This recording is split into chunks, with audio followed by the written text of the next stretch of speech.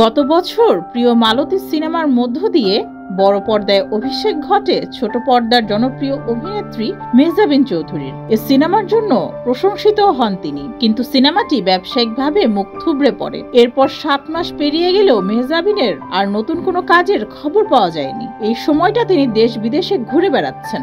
নেটিজেনরা বলছেন, মেহজাবিন কি তবে দেশ ছেড়ে দিলেন?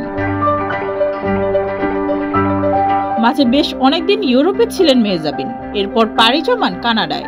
সেখান থেকে সামাজিক যোগাযোগ মাধ্যমে সেই সফরের বেশ কিছু ছবি শেয়ারও করেন। কানাডার বিখ্যাত ল্যাভেন্ডার খামারের একটি ভিডিওতে দেখা গেছে মেহজাবিনকে সেই ফুলের বাগান থেকে নানা রকম পোজে ছবি তোলেন।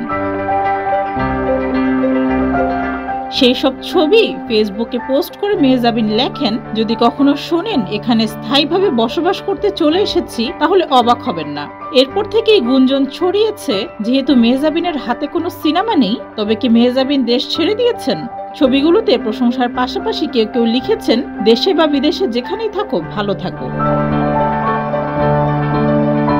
এদিকে মুক্তির অপেক্ষায় রয়েছে মেহজাবিনের সাবা সিনেমা। বিদেশের বিভিন্ন উৎসবে প্রদর্শিত হলেও দেশে মুক্তি পায়নি এখনো সিনেমাটি। ডেস্ক রিপোর্ট, যুগের চিন্তা।